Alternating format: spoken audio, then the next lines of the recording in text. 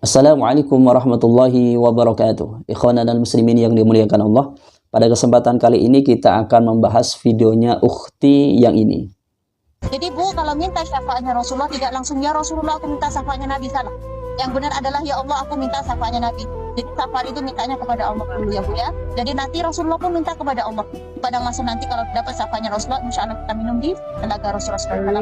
Dan berdoanya Bu hanya kepada Allah semata ya Bu ya. Tidak boleh kepada Rasulnya. Kepada Rasulnya kita cukup salam saja ya Bu ya. Kita semuanya minta hanya kepada Allah ya Bu ya. Ibu nanti banyak orang yang mau syafaat tiang-tiang, cari tiang Aisyah, cari tiang apa taubat, jangan ikutan Bu ya. Banyak orang yang meratap di situ, tidak boleh ya Bu ya, tidak boleh ya Bu ya. Niat itu Bu ya, kita niatnya di sana beribadah kepada Allah. Banyak Bu orang yang ngusap-ngusap sama. Jadi Bu kalau Ibu ngusap saja nggak apa-apa. Tapi kalau Ibu ngusapnya buat apa berkah itu nggak boleh ya Bu ya. Karena di sana itu tidak ada berkahnya Bu, hanya Allah yang ngasih. Kalau kita lihat di dalam video tersebut, yaitu videonya ukhti tersebut, ukhti ini seorang ustadzah. Karena dia menjelaskan kepada jamaahnya, dia menjadi seorang ustadzah, kemudian dia ditugaskan atau dia memandu travel umroh dan haji. Dari beberapa keterangan yang dia sampaikan, menurut saya ada dua kesimpulan. Pertama, dia mengatakan tidak boleh minta syafaat langsung kepada Nabi Muhammad SAW, akan tetapi minta syafaatnya itu kepada Allah Subhanahu Wa Taala. Dan dia juga mengatakan kelak kalau seseorang itu mendapatkan syafaatnya Nabi Muhammad SAW di pada mahsyar, dia dapat meminum air di telaganya Nabi Muhammad SAW. Kemudian kedua, dia mengatakan tidak boleh mencari atau mengusap-ngusap tiang Aisyah atau tiang Taubat atau tiang-tiang yang lainnya, karena kalau ngusapnya itu karena ingin dapatkan berkah itu tidak boleh. Akan tetapi kalau ngusapnya itu yang ngusap-ngusap biasa itu tidak apa-apa. Dari pembahasan ini bisa saja kita melevelkan ukhti ini adalah dia sebagai agen Wahabi, karena Wahabi pada era sekarang ini tidak hanya masuk di masjid atau di dakwah saja, akan tetapi di travel. Makanya teman-teman yang ingin ke Mekah, maka hati-hati untuk memilih travel. Itu himbauan saya ya. Kemudian kalau kita labelkan ukhti ini sebagai kelompok atau agen Wahabi itu tidak salah, karena untuk melabelkan seseorang ini misalnya kelompok ini dan kelompok itu tidak harus kita bertabayun terhadap orang tersebut.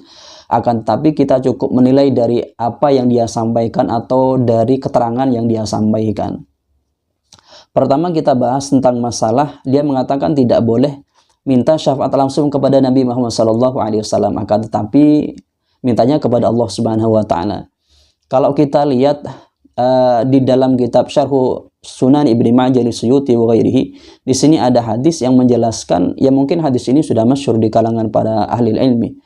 Di sini ada hadis yang mengatakan wa dzukira fihi hadisul Baihaqi wa Bani Abi Syaibah an Malikid Dar qala asaban nasa qahtun fi zamani Umar bin al-Khattab faja'a rajulun ila qabrin Nabi sallallahu alaihi wasallam faqala ya Rasulullah istasqillaha li ummatika fa innahum qad halaku fa'atahu Rasulullah sallallahu alaihi wasallam fi manamihi faqala i'ti Umar faqra'hu as-salama wa akhbirhu.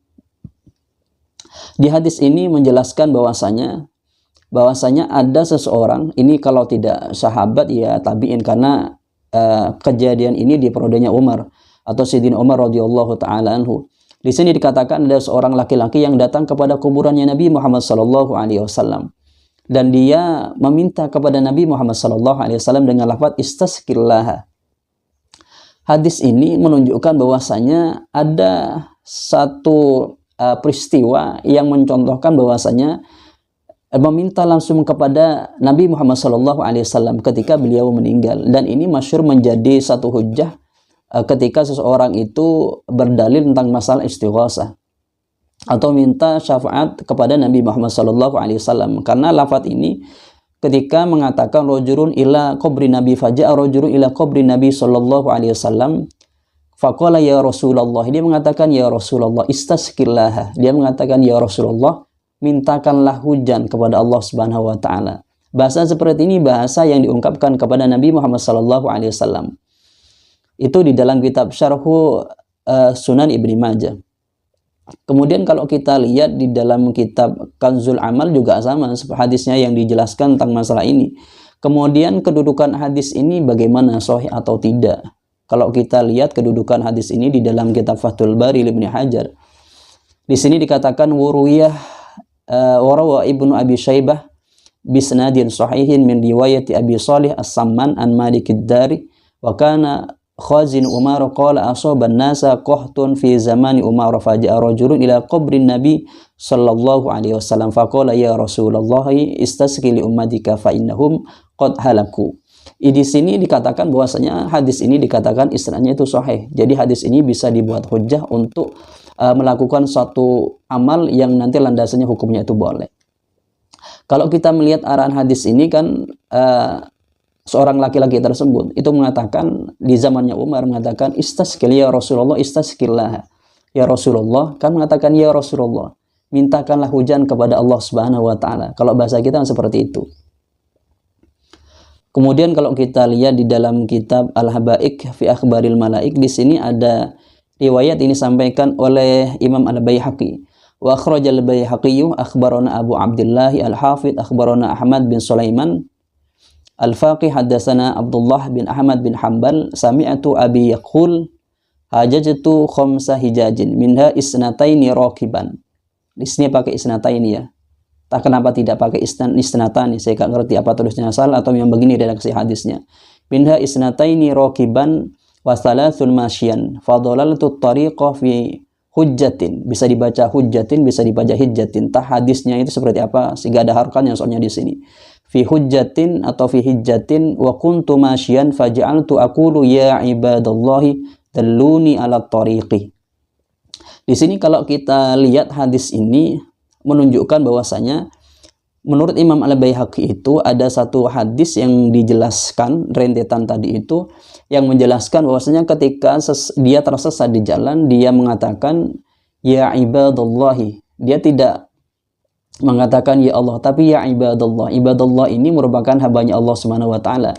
Kalau kita ringkas pakai bahasa kita atau kita ini bahasakan dengan bahasa kita, dia mengatakan ya hambanya Allah, tolonglah saya tersesat, tunjukkanlah jalan kepada saya. Dia tidak minta langsung kepada Allah, tapi minta kepada hambanya Allah Subhanahu wa taala. Kalau dalam artian lain dia meminta kepada manusia, bukan langsung kepada Allah Subhanahu wa taala.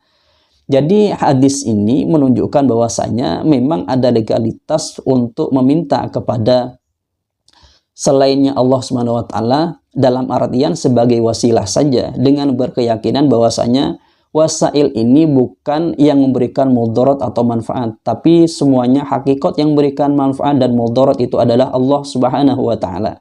Karena ya keyakinan seorang yang beristighosa itu seperti itu, atau yang bertawasul itu seperti itu.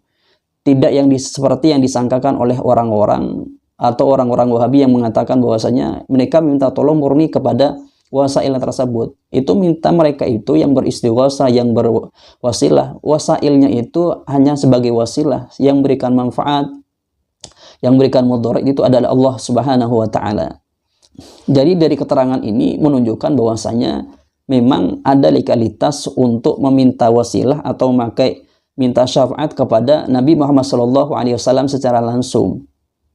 Karena dari hadis-hadis ini menguatkan bahwasanya jika kepada ibadallah, jika ketika Rasulullah wafat ada seorang sahabat atau tabi'in ya yang meminta kau buka kuburan Nabi Muhammad SAW, itu dapat legalitas, apalagi ketika Nabi Muhammad SAW itu masih hidup atau meninggal, itu sama saja, tidak ada bedanya. Itu di kalangan ahli sunnah wal jamaah keyakinannya seperti itu.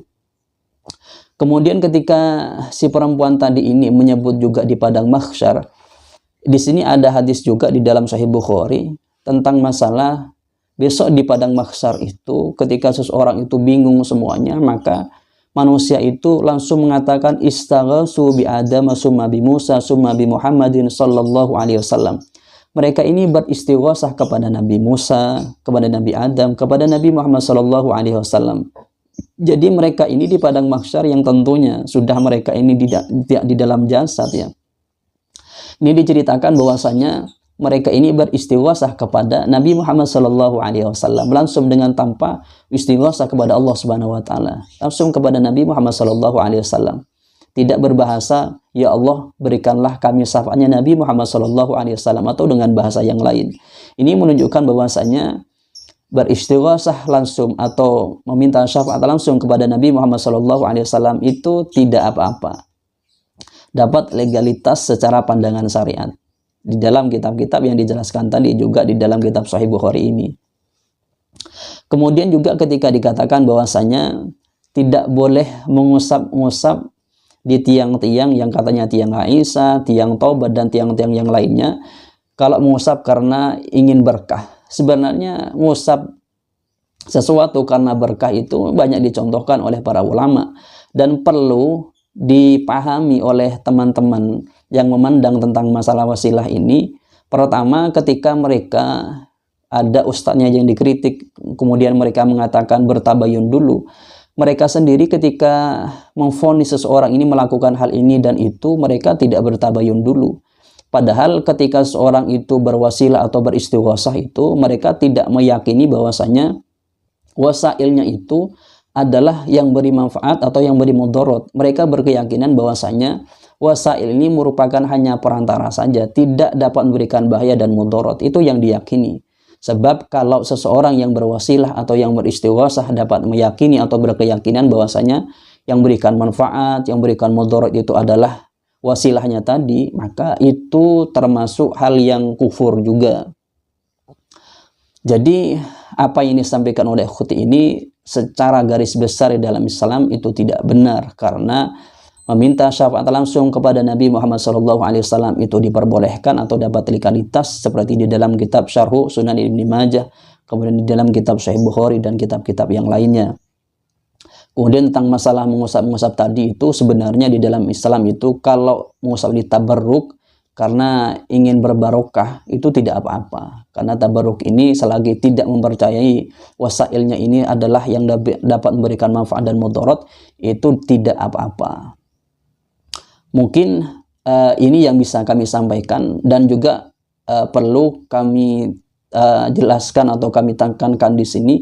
Teman-teman yang ingin melakukan umroh atau haji, hati-hati di dalam memilih travel. Jangan sampai memilih travel yang pemandu travelnya itu dia adalah orang-orang Wahabi. Sebab kalau dia nanti orang-orang Wahabi, maka teman-teman pasti sedikit-sedikit itu dapat asupan akidahnya mereka, yang mana nanti sebagai seseorang atau sebagai manusiawi itu tentu akan memikirkan hal apa yang disampaikan oleh ustadz-ustadznya mereka, apalagi di tanah haram seperti itu.